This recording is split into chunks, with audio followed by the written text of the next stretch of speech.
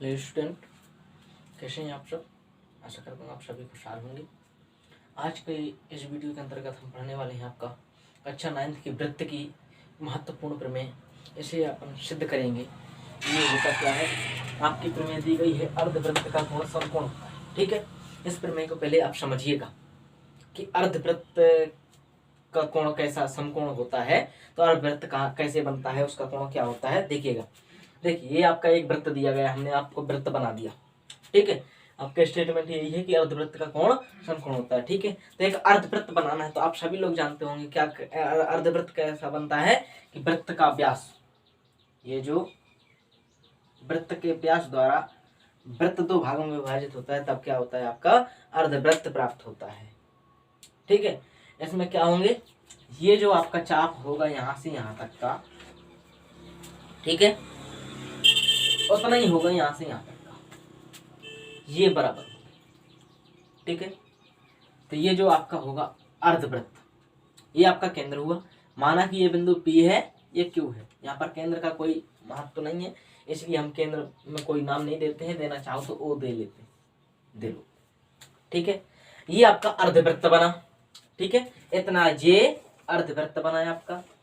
कह रहा है अर्धवृत्त का कोण, तो अर्धवृत्त द्वारा कोण जो है ना, तो वो इस भाग द्वारा इस ओर आपका एक कोण बनाया जाएगा। तो ये जो बना, ये आपका अर्धवृत्त द्वारा बनाया गया कोण है, तो ये कह रहा है कि समकोण है। ऐसा आपको सिद्ध करना है कि समकोण है। इसी प्रकार आपका जो ये अर्धवृत्त है, इसके द्वारा यहां पर बनाया जाएगा, इस ओर बनाया जाएगा। ठीक है, इस ओर बनाया जाएगा, वह क्या होगा आपका, ये भी समकोण होगा। ठीक है, आपको ऐसा सिद्ध करना है। तो बिंदु मान लेते हैं, माना ए मान लो, इसे बी मान लो, कोई समस्या नहीं होनी चाहिए। ठीक है, तो आपको क्या करना है, अब इसे सिद्ध करना है, समझना है। समझिएगा कैसे सिद्ध करना है, अपना क्रम रहता है। देखिए, हम बार बार बता चुके हैं आपको कि पहले दिया क्या है वो लिखते हैं, फिर आपको सिद्ध क्या करना है वो लिखते हैं, फिर रचना होनी है, अगर किस आवश्यकता पड़ती है तो अपन रचना करते हैं, अन्यथा सीधे डायरेक्टली उत्पत्ति लिखते हैं। यहाँ पर देखिए दिया है, क्या दिया है आपको, दिया है कि अर्धवृत्त द्वारा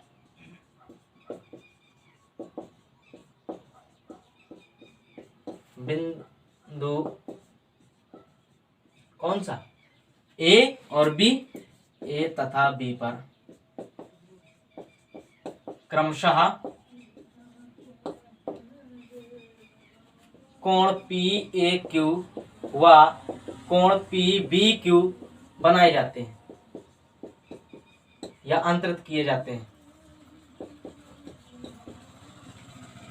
ठीक है, आपका ये हो गया। आपको सिद्ध क्या करना है,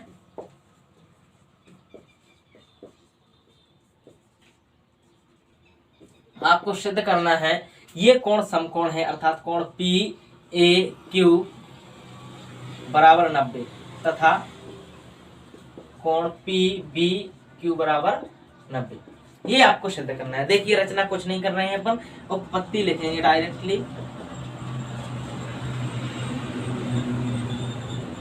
आपका उपपत्ति, ठीक है, उपपत्ति में क्या लिखेंगे आप, देखिए केवल थोड़ी सी समझने की बात है। आपने एक प्रमेय पढ़ी थी कि एक ही चाप द्वारा बनाए गए कोण बराबर होते हैं। माना ये चाप है, ये यहां पर जितने कोण बनाएगा, सॉरी,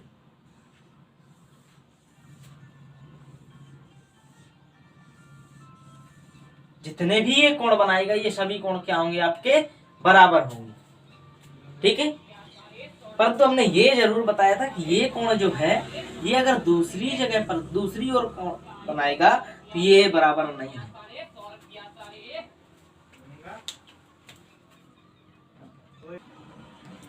तो देखिएगा, हमने आपको बताया था ये जो कोण होंगे आपके, ये कोण बराबर नहीं होगा। इसमें क्यों नहीं होगा, क्योंकि ये जो आपका कोण है, ये आपका एक दीर्घ चाप, यहां पर हम बताते हैं इस प्रकार से जब चाप बनाते थे, वास्तव में चाप ये नहीं है आपका, चाप तो ये है। ठीक है, ये जीवा है आपकी। ये जो ऊपर वाला भाग कहलाता था वो कहलाता था आपका दीर्घ चाप, नीचे वाला कहलाता था, ये कहलाता था लघु चाप। ठीक है, तो ये अलग अलग चाप होते थे, परंतु यहाँ पर चूंकि अर्धवृत्त है, ये और ये दोनों चाप बराबर हैं, ये दोनों चाप बराबर हैं, तो यहाँ पर लघु और दीर्घ चाप की तो बात ही नहीं आती है। लघु चाप कौन होगा, दीर्घ चाप कौन होगा? जब ये चाप बराबर हैं और बिंदु वही भी है, यहां से यहां तक इन्हीं बिंदुओं से ये दूसरा चाप प्रारंभ होता है, चाप बराबर हैं, बिंदु वही है, तो फिर ये कोण बराबर होंगे। ठीक है, हम लिखते हैं यहां पर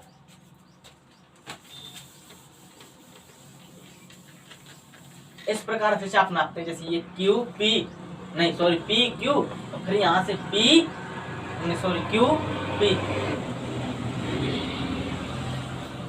ठीक है, लिखेंगे यहां चूंकि पी क्यू अर्धवृत्त का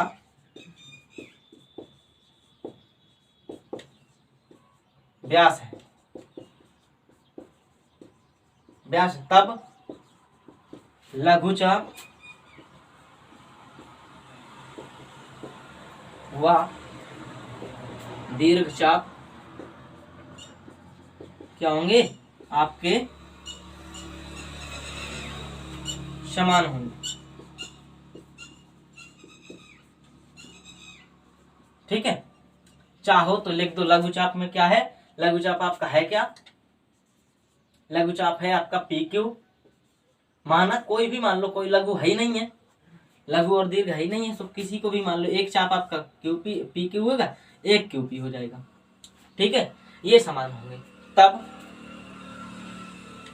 इनके द्वारा वृत्त पर आंतरिक कोण भी समान होंगे।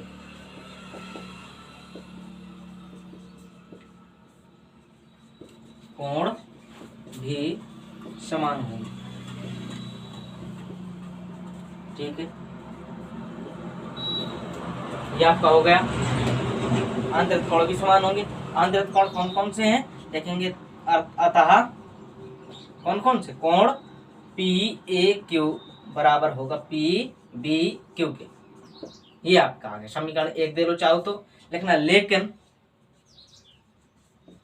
कौन पी ए क्यू बी, ये देखिए आपका एक चतुर्भुज है, कौन सा चतुर्भुज है, चक्रीय चतुर्भुज है, लेकिन चतुर्भुज कौन सा, पी ए क्यू बी एक चक्रीय चतुर्भुज है।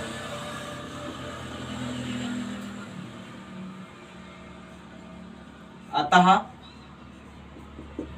कोण पी ए क्यू प्लस कोण पी बी क्यू बराबर 180 डिग्री।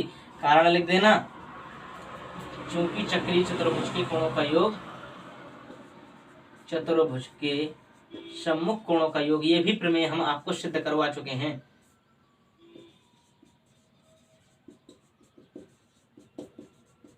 योग 180 डिग्री होता है।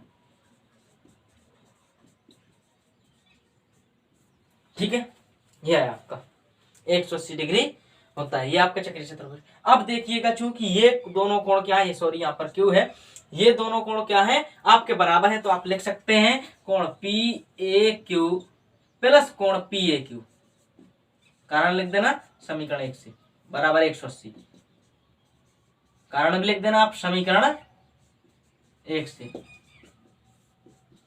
क्योंकि ये दोनों बराबर हैं। अतः दो कोण पी ए क्यू बराबर 180 से तात्पर्य है कोण पी ए क्यू बराबर 180/2 बराबर 90।